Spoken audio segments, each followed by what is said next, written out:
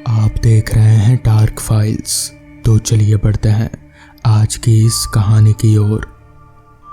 बात मेरे जवानी के दिनों की है, जब मैं सेल्स की नौकरी में था। सेल्स के सिर्फ 2 मायने होते हैं, नया बिजनेस अपने टारगेट को पूरा करने के लिए और पुराने सेल की पेमेंट। मार्च के महीने में ये दोनों ही अपने चरम पर होते हैं और सेल्स का इंसान पागलपन की चरम पर। इन दिनों 24 घंटे इन्हें सोच में डूबा रहता है सेल्समैन। मुझे मालूम हुआ कि दुर्ग के आगे एक गांव है टिटलागढ़, जहां पर स्टील प्लांट है और वहां कुछ बजट बाकी है जो मार्च में ही समाप्त होना है। तो इस मौके को हाथ से निकल जाने देना बेवकूफ़ी होती। सो मैं पहुंचने का रास्ता मालूम कर स्टेशन के लिए निकल पड़ा। रायपुर से दुर्ग, फिर दुर्ग से शाम की पैसेंजर ट्रेन से टिटलागढ़। दुर्ग पहुंचकर खाना का शाम की ट्रेन का इंतज़ार करने लगा। खचाखच भरी हुई ट्रेन। उस ट्रेन में बामुश्किल से अपने लिए एक सीट की व्यवस्था कर बैठ गया। रात के कोई 2:30 बजे ट्रेन टिटलागढ़ पहुंची। कुल जमा 4-5 लोग ही उतरे थे और फिर अपनी अपनी सवारियों से तेजी से निकल गए। उतरकर मैं चारों तरफ देखता ही रह गया। एकदम सुनसान। मार्च के महीने में भी रात काफ़ी ठंडी थी।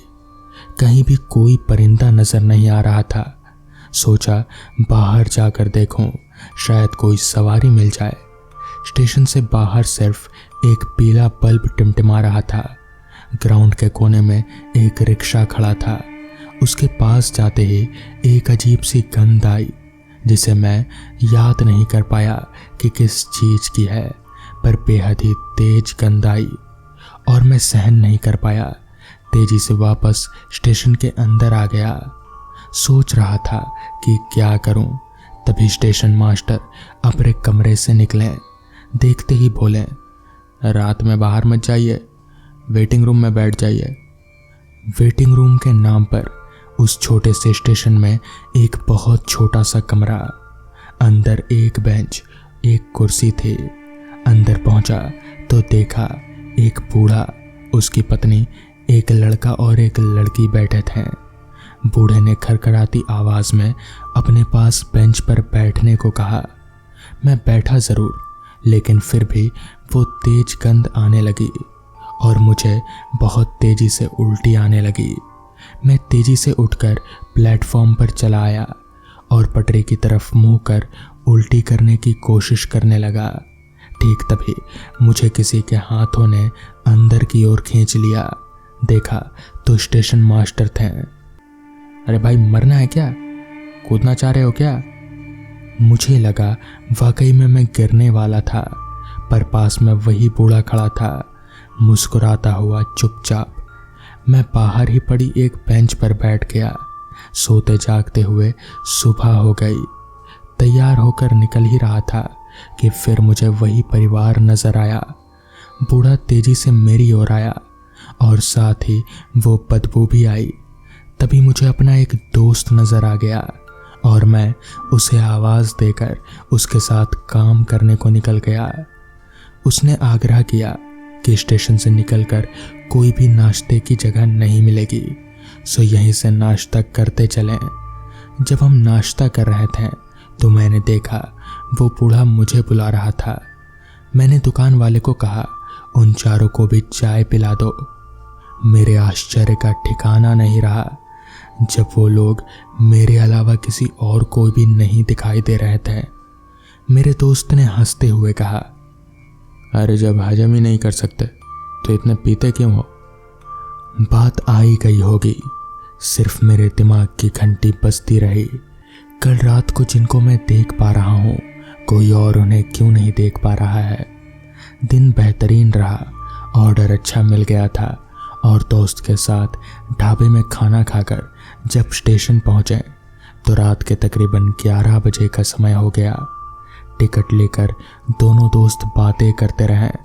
फिर गाड़ी आते ही मेरा दोस्त चढ़ गया और जैसे ही मैं चढ़ने लगा मैंने देखा मुझे उन चारों ने पकड़ रखा था।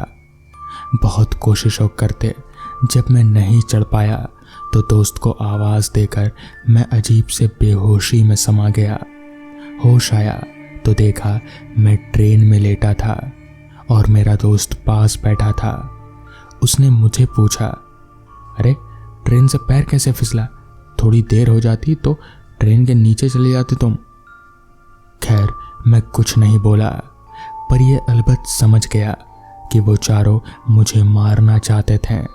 तभी एकाएक मुझे उस गंध की याद हो गई। मैं उसे पहचान गया। वो शमशान में जलते हुए इंसानी जिस्म की गंध थी। मेरी रीढ़ की हड्डी में एक अजीब सी सिहरन दौड़ गई। अगले दिन घर पर चाय के कप के साथ पेपर लेकर बैठा था, तभी मेरी नज़र उस खबर पर पड़ी जिसके साथ एक परिवार का फोटो भी था। वही परिवार पर 4 की जगह 5 लोग थे। इसमें एक इंसान का चेहरा मुझसे बहुत मिलता जुलता था। खबर थी कि ये पांचों उस स्टेशन पर 5 दिन पहले ट्रेन की चपेट में आ गए थे, जिसमें 4 तभी मर गए थे, लेकिन एक जो अस्पताल में था वो वहां से गायब हो गया था। लावारिस मानकर उनका दाह संस्कार पुलिस ने 2 दिन पहले ही करवा दिया था। क्या वो मुझे देखकर कोई गलती कर रहे थे या फिर? तो दोस्तों, ये थी आज की पहली कहानी। तो चलिए बढ़ते हैं आज की दूसरी कहानी की ओर। संतोष अपने पिताजी के साथ गांव में रहता था। उसका इस दुनिया में उसके पिताजी के अलावा और कोई भी नहीं था, और वो भी ज्यादातर बीमार ही रहते थे। संतोष अपने पिताजी को काफी मानता था और उनकी बहुत सेवा भी करता था। उसके पिताजी भी उसे काफी प्यार करते थे। एक बार की बात है, गर्मियों का मौसम चल रहा था। संतोष के पिताजी की तबीयत इन दिनों कुछ ज्यादा ही खराब रहने लगी थी।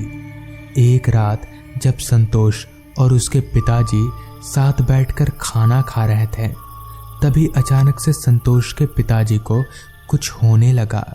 वो अपना सीना पकड़कर करहाने लगे। उन्हें ऐसा करता देख संतोष काफी घबरा गया। उसे समझ न आए कि वो क्या करे। उसके पिताजी कुछ बोल भी नहीं पा रहे थे। संतोष ने जैसे तैसे उन्हें पानी पिलाया। थोड़ी देर बाद उसके पिताजी थोड़े शांत हुए, मगर संतोष नहीं। उसने जिद पकड़ ली कि वो अभी के अभी वैद्य जी के पास जाएगा और उनसे दवा लेकर आएगा। उसके पिताजी ने उसे मना करने की बहुत कोशिश की, मगर वो माना नहीं। रात काफी हो चुकी थी और बाहर बारिश भी हो रही थी, मगर संतोष को इससे कहाँ कोई फर्क पड़ने वाला था। उसने अपना साइकिल उठाया और जाने जाते पिताजी से कहा, पिताजी बगल वाले भैया को बुला दो क्या? इस पर उसके पिताजी ने उसे साफ मना कर दिया कि बेवजह दूसरों को क्यों तकलीफ देना। संतोष भी फिर कुछ नहीं बोला और साइकिल लेकर वैद्य जी के यहाँ जाने के लिए निकल पड़ा। उसके एक हाथ में छाता और दूसरे हाथ में साइकिल की हैंडल थी। चूंकि ये घटना काफ़ी पुरानी है, जिस वजह से उन दिनों गांव देहातों में बिजली की सुविधा नहीं हुआ करती थी। संतोष की साइकिल में एक बैटरी टॉर्च बंधी हुई थी, जिसकी रोशनी के सहारे वो आगे बढ़ पा रहा था। साथ ही साथ ये बेमौसम की बरसात भी संतोष को कम परेशान नहीं कर रही थी, मगर बेचारा कर भी क्या सकता था। वो तेजी से साइकिल लेकर आगे बढ़ता रहा। वैद्य जी का घर था तो उसी गांव में, मगर थोड़ा अंदर की तरफ था। रात के समय उस तरफ जल्दी लोग जाते नहीं थे, मगर संतोष ना ही डरता था और ना ही गांव वालों की तकियानुसी बातों पर यकीन करता था। लिहाजा वो साइकिल लेकर आगे बढ़ता रहा। रात के साथ ही साथ बारिश की रफ्तार भी बढ़ती जा रही थी। संतोष को अब साइकिल चलाने में काफ़ी दिक्कतों का सामना करना पड़ रहा था।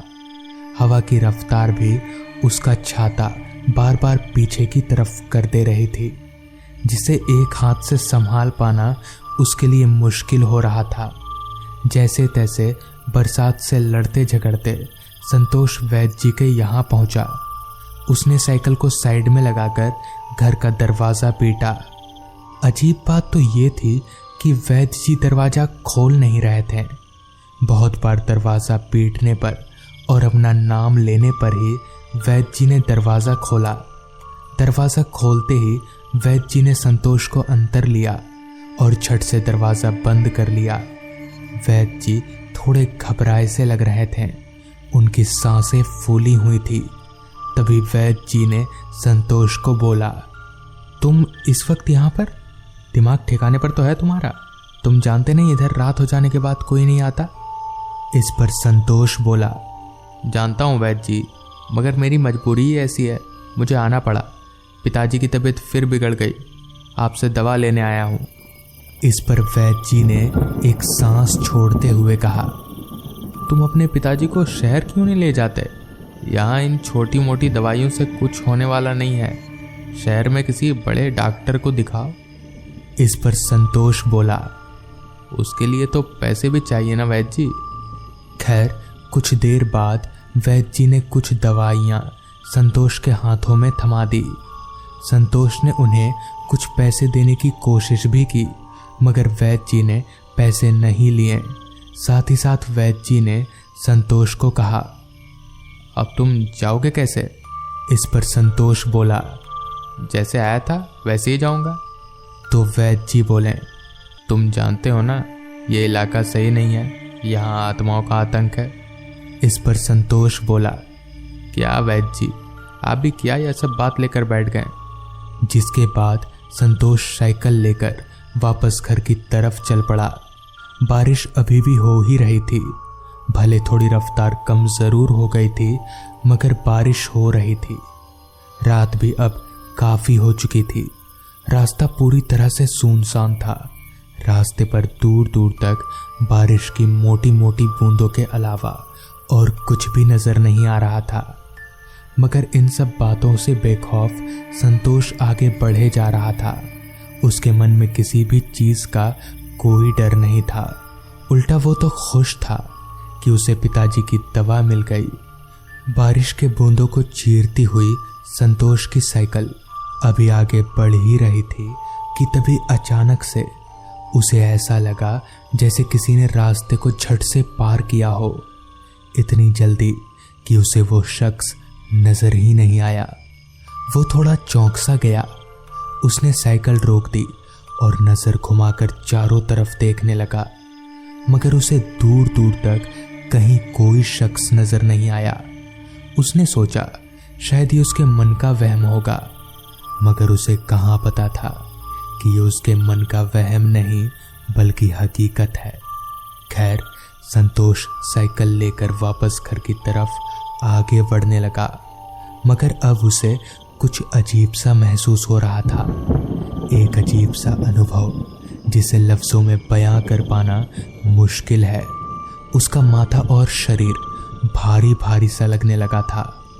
उसे साइकिल चलाने में भी काफ़ी दिक्कतों का सामना करना पड़ रहा था, मगर फिर भी वो साइकिल लिए आगे बढ़े जा रहा था।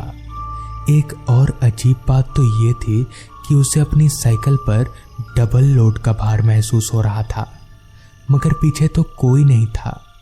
संतोष के साथ ही साथ ये सब पहली बार हो रहा था। उसे कुछ समझ नहीं आ रहा था कि वो क्या करे, मगर वो चुपचाप आगे बढ़ने के अलावा और कर भी क्या सकता था। तो उसने वही किया। वो चुपचाप आगे बढ़ता रहा, साइकिल की पेडल मारता रहा। अभी वो पेडल मार ही रहा था कि तभी अचानक से उसकी साइकिल अपनी जगह पर एकदम से रुक गई। साइकिल को इस तरह से रुकता देख संतोष काफी घबरा गया। भला बिना ब्रेक दबाए साइकिल ऐसे कैसे रुक सकती है? और तो और साइकिल नीचे भी नहीं गिर रही थी, जबकि संतोष के दोनों पैर ऊपर पेडल पर थे। इसका मतलब साफ था कि किसी ने साइकिल को पीछे से पकड़ रखा है, मगर कौन? संतोष अब काफी डर गया था। उसके पास इतनी हिम्मत नहीं बची थी कि वो पीछे पलटकर देख सके, मगर देखना तो पड़ेगा। लिहाजा संतोष ने धीरे से अपनी गर्दन पीछे घुमाई तो उसने जो देखा वो देखकर उसके होश उड़ गए, क्योंकि उसकी साइकिल को किसी इंसान ने नहीं बल्कि 2 कटे हुए हाथों ने पकड़ रखा था। संतोष की तो पैरों तले जमीन ही निकल गई। उसे समझ नहीं आ रहा था कि वो क्या करे। अभी वो कुछ करने की सोच ही रहा था कि तभी सामने से एक आवाज आई, संतोष बेटा, क्या हो रहा है वहां पर? संतोष ने आगे देखा तो वो और भी ज्यादा हैरान हो गया, क्योंकि सामने उसके पिताजी थे। वो पीछे पलटा तो अब वो हाथ भी गायब हो चुके थे। संतोष जल्दी से अपने पिताजी के पास गया और बोला, बाबा आप यहाँ? अब मैं तो आ रहा था। इस पर उसके पिताजी ने कहा, मुझे तेरी फिक्र हो रही थी बेटा, इसलिए मैं आ गया, चल घर चल। जिसके बाद संतोष अपने पिताजी को लेकर घर की तरफ चल पड़ा। कुछ देर साइकिल चलाने के बाद दोनों घर पहुंचे। संतोष ने साइकिल रोका और बोला, आइए बाबा। मगर पीछे से कोई आवाज नहीं आई। संतोष ने पीछे पलटकर देखा तो पीछे कोई नहीं था। वो घर के अंदर गया कि शायद बाबा पहले ही अंदर चले गए होंगे। घर के अंदर जाते ही उसने जो देखा उसकी कल्पना शायद उसने अपने सपने में भी नहीं की थी। संतोष के पिताजी की लाश बिस्तर पर पड़ी थी। हार्ट अटैक के कारण उनकी मौत हो चुकी थी। तो फिर वो कौन था जिसने संतोष को रास्ते में बचाया? तो दोस्तों, ये थी आज की कहानी। अगर आपको ये कहानी पसंद आई हो तो चैनल को ज़रूर सब्सक्राइब कर लें। तो मैं आपका दोस्त आर्यन जल्द ही मिलूंगा आपसे ऐसी ही एक कहानी के साथ।